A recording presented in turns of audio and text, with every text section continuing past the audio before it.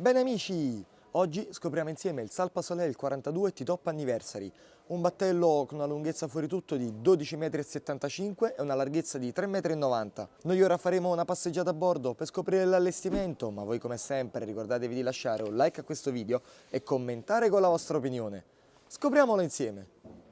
A poppa si trovano due plancette aggiunte allo scafo separate dai motori. Motori che vedono in questo caso una coppia di Yamaha XTO da 450 cavalli ognuno, ma la potenza massima arriva fino a 1350 cavalli con una tripla. Guardate l'ampiezza delle plancette di poppa, consente di vivere pienamente l'area posteriore, dal momento che ci sono anche le scalette di risalita integrate a scomparsa, fornite di serie con relativa maniglia tinti bene per agevolare l'uscita dall'acqua. Qui si trovano anche le gallocce a scomparsa per l'ormeggio, posizionate in modo tale da non far sfregare le cime sui tubolari, e poco più avanti la predisposizione per i pali per la tenda araba, che consente quindi di ombreggiare l'intera porzione di poppa del battello. Guardate anche la presenza della pedana di poppa che consente di coprire il pozzetto motore, che quindi ci permette di passeggiare letteralmente da un lato all'altro, oltre alla possibilità di smontare questa porzione della plancetta e quindi ridurre la larghezza massima e quindi agevolare il trasporto su strada. Verso poppa è ottenuto anche un divanetto molto comodo con vista motori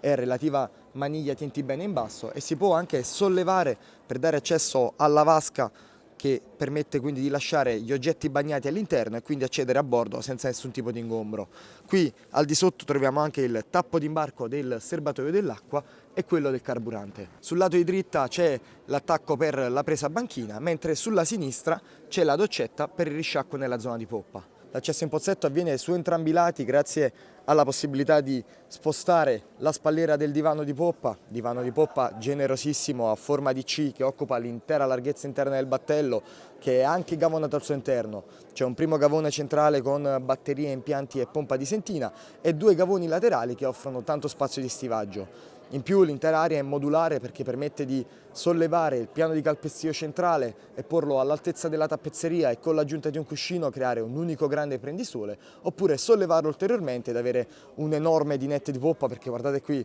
lo spazio è davvero incredibile. In più siamo sempre ben protetti a bordo grazie alla presenza delle mastre in vetroresina generose e piuttosto alte con imbottitura interna, quindi quando ci troviamo nell'area di poppa siamo sempre ben ridossati grazie anche alle maniglie tinti bene presenti sul profilo della mastra. E a proposito della mastra in vetroresina, c'è la possibilità di passeggiare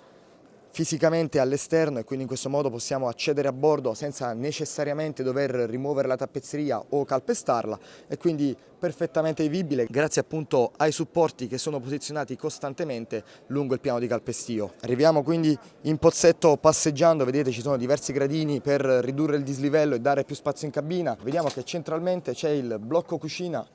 che si solleva, vedete, con un doppio attuatore. Qui c'è il piano cottura a induzione, ma ovviamente su richiesta è possibile installare qualsiasi tipologia, mentre sul lato di destra c'è il lavello. In basso non manca il frigorifero con porta battente, mentre sulla destra c'è un comodo portello dove riporre tutti gli oggetti. Non mancano ai lati le tasche porta oggetti con protezione in plexiglass per evitare che cadano, con relativo speaker. Qui abbiamo anche il subwoofer e abbiamo anche le luci di cortesia a scomparsa che rendono tutto l'ambiente più elegante.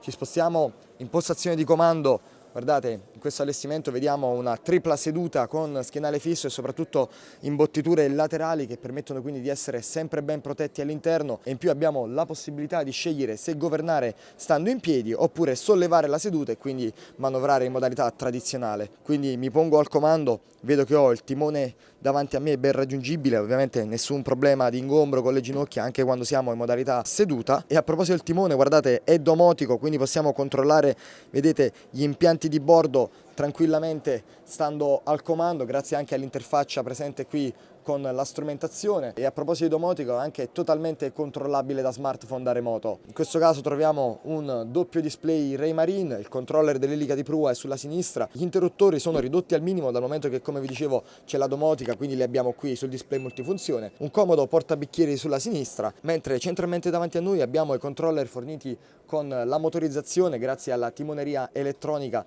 che permette di avere un pieno controllo di tutte le funzioni del motore. Possiamo anche utilizzare il joystick per manovrare e indicare in che direzione voler andare, e i motori manovreranno autonomamente. Non manca ovviamente la doppia manetta di potenza e qui abbiamo il contacatena. la bussola è ben visibile in alto e guardate anche la presenza del parabrezza che permette una piena visibilità intorno a noi, nonostante ci sia il T-top con i montanti, non ingombra eccessivamente la visuale, quindi possiamo avere un pieno controllo a 360 gradi intorno a noi. Ci spostiamo verso prua, guardate, passa avanti sempre costantemente largo, abbiamo anche il TNT bene ricavato dal profilo in acciaio del parabrezza, qui ne inizia un altro che arriva fino a prua e abbiamo anche questa battaiola ribassata che consente di dare maggior protezione anche grazie al rialzo in vetroresina, oltre alla relativa bitta per l'ormeggio. Ci spostiamo quindi verso prua, vedete piano di calpestio costantemente largo, anzi va ad ampliarsi man mano che arriviamo nell'area anteriore e vediamo che anteriormente al cassero sono ottenute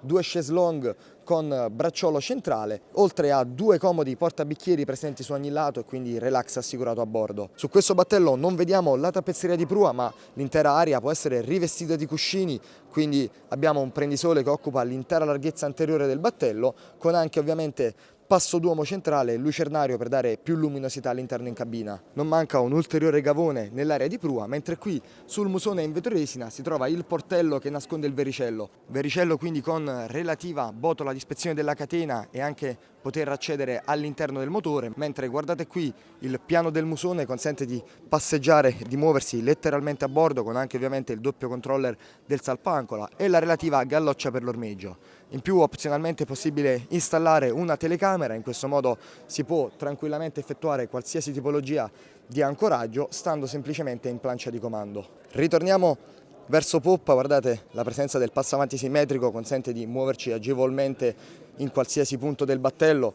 anche in questo caso abbiamo un'ulteriore maniglia TNT bene ed entriamo all'interno della cabina. Apertura con porta a scorrimento laterale sul lato sinistro della plancia di comando, vediamo che ci sono 3 gradini in ingresso con relativo mobiletto e scendendo vedete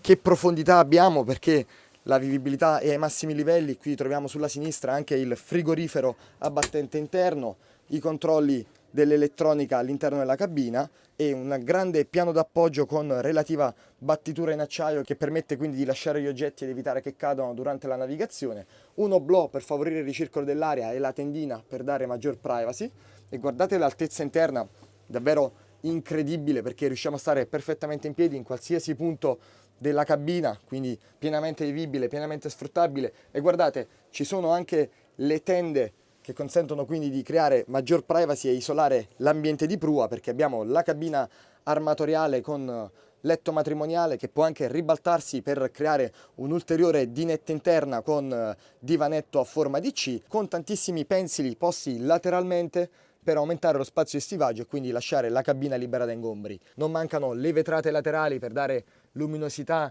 e una vista mare davvero incredibile, oltre al passo d'uomo e al lucernario che offrono punti luce e un ottimo ricircolo dell'aria. Ovviamente è possibile installare anche l'aria condizionata. In cabina separata sulla destra c'è invece il bagno facilmente accessibile con WC rivolto verso poppa. Abbiamo i mobiletti laterali con lavabo in alto, oblò per il ricircolo dell'aria e soprattutto abbiamo la doccia in cabina separata che permette quindi di dividere l'ambiente all'interno del bagno e relativo oblò dedicato. Vi mostro anche in questo caso l'altezza interna perché resta costantemente ampia, quindi nonostante ci sia il gradino in basso per l'impiantistica del bagno, l'altezza è più che adeguata. Ritorniamo nuovamente all'esterno, chiudiamo la cabina del bagno e vediamo che al di sotto del piano di calpestio c'è un'ulteriore cabina